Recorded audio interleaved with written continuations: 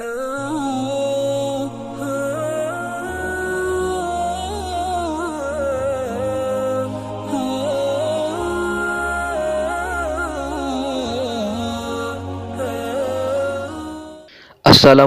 warahmatullahi wabarakatuh. Kisah Azazil, ketua malaikat diusir dari surga. Ramai yang beranggapan Azazil ataupun Azazel ialah makhluk ciptaan Allah yang sejenis dengan malaikat. Namun sebenar-benarnya Azazil bukanlah malaikat. Ia adalah iblis yang asalnya dari golongan jin yang sangat kuat beribadah. Azazil, ketua malaikat. Berikut ialah kisah Azazil diusir dari surga karena sikap takbur. Iblis pada mulanya bernama Azazil dan tinggal di bumi. Azazil adalah jin yang taat kepada Allah. Dia menyembah Allah selama 1000 tahun. Lalu Allah SWT mengangkatnya ke langit pertama. Di langit pertama, Azazil beribadah menyembah Allah SWT selama 1000 tahun. Kemudian dia diangkat ke langit kedua. Begitu seterusnya hingga akhirnya dia diangkat menjadi ketua malaikat ataupun imam kepada para malaikat.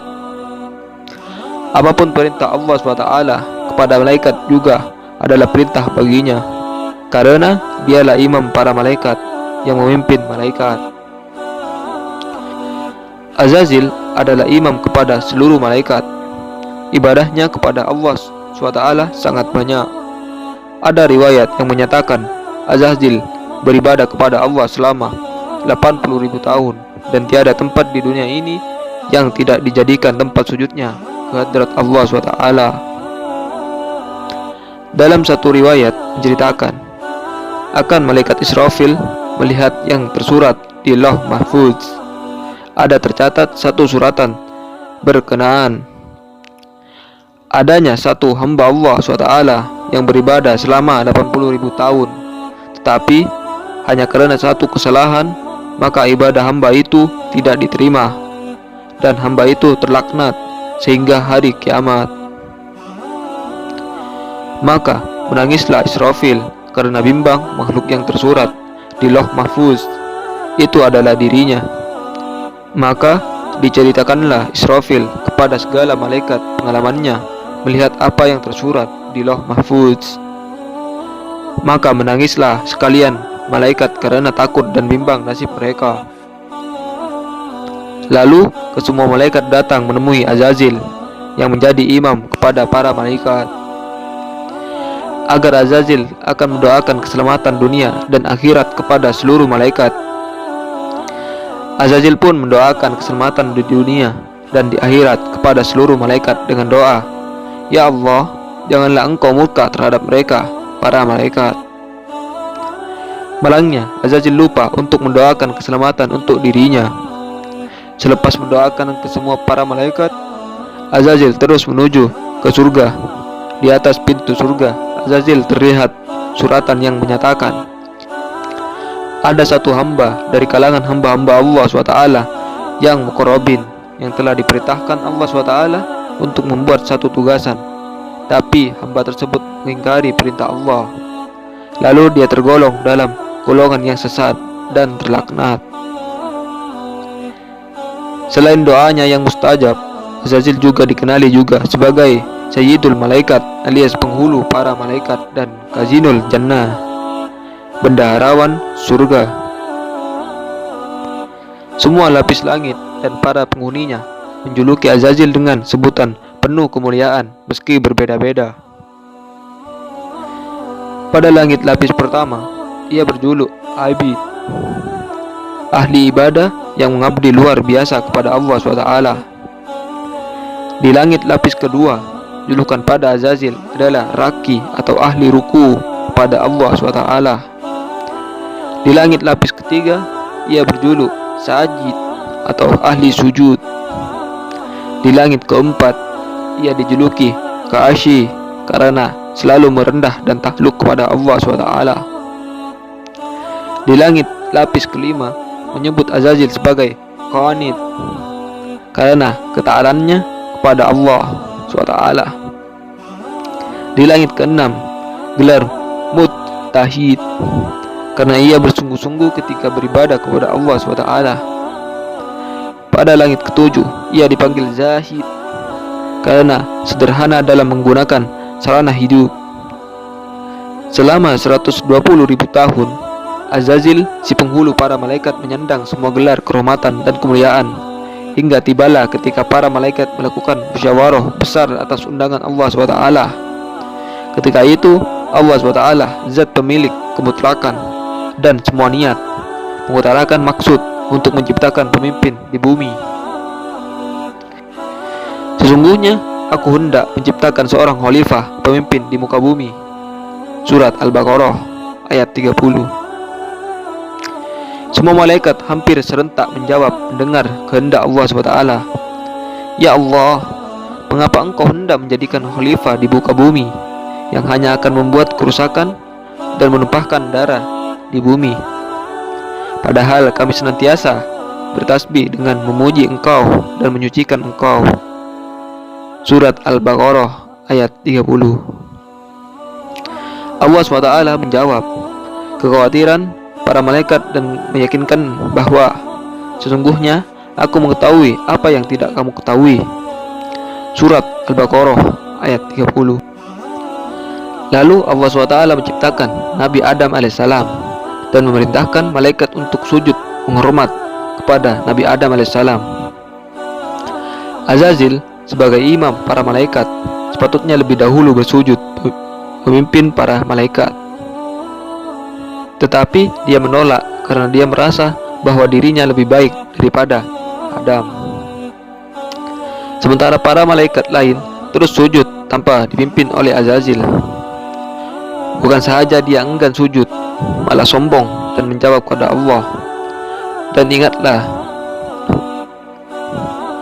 ingatkanlah peristiwa ketika kami berfirman kepada malaikat, sujudlah kamu kepada Adam. Maka mereka sujudlah, malaikat iblis. Dia berkata, patutkah aku sujud kepada makhluk yang engkau jadikan dari tanah yang diadun? Surat Isra ayat 61. Keengganan sujud ini berpunca dari hasad dengki iblis atau Azazil, yang iri hati apabila Allah SWT hendak melantik Nabi Adam alaihissalam sebagai khalifah di bumi karena ia dijadikan dari api, sedangkan manusia dijadikan dari tanah yang busuk dan melekat. Ia derhaka kepada Allah SWT, takabur dan lupa daratan. Maka terhalaulah Azazil dari surga, namanya diubah kepada iblis. Apabila iblis diturunkan ke bumi, dia berjanji akan menyesatkan manusia serta keturunannya. Dia berkata lagi, kabarkanlah kepadaku, inikah orangnya yang kau muliakan mengatasiku? Jika engkau beri tempoh kepadaku hingga hari kiamat, tentulah aku akan memancing menyesatkan zuriat keturunannya, kecuali sedikit di antaranya.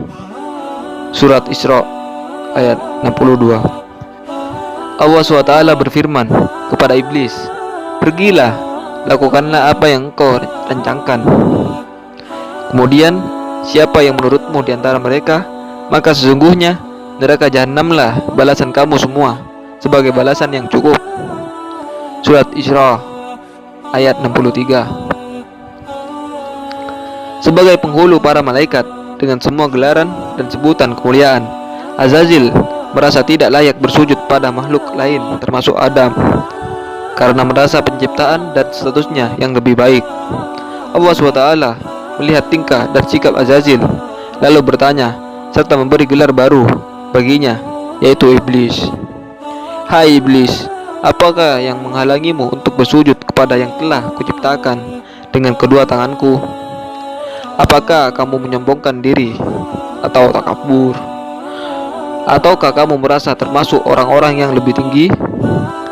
Mendengar pernyataan Allah SWT, bukan permintaan ampun yang keluar dari Azazil.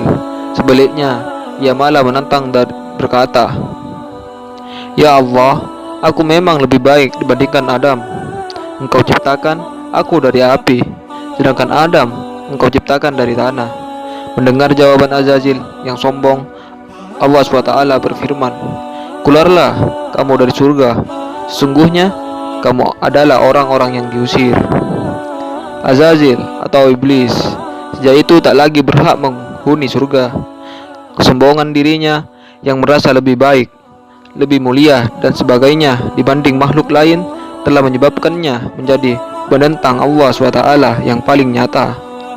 Padahal Allah SWT sungguh tak menyukai orang-orang yang sombong. Dan janganlah kamu memalingkan mukamu dari manusia karena sombong, dan janganlah kamu berjalan di muka bumi dengan angkuh. Sesungguhnya Allah SWT tidak menyukai orang-orang yang sombong lagi membanggakan diri. Dan sederhanakanlah kamu dalam berjalan, dan lunakkanlah suaramu.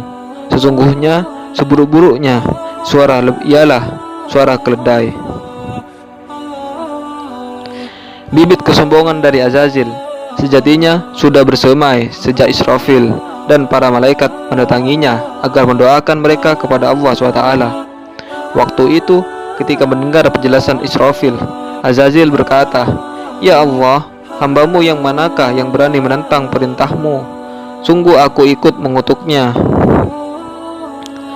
Azazil lupa dirinya adalah juga hamba Allah SWT dan tak menyadari bahwa kata hamba yang tertera pada tulisan di pintu surga juga boleh menimpa kepada sesiapa saja, termasuk dirinya.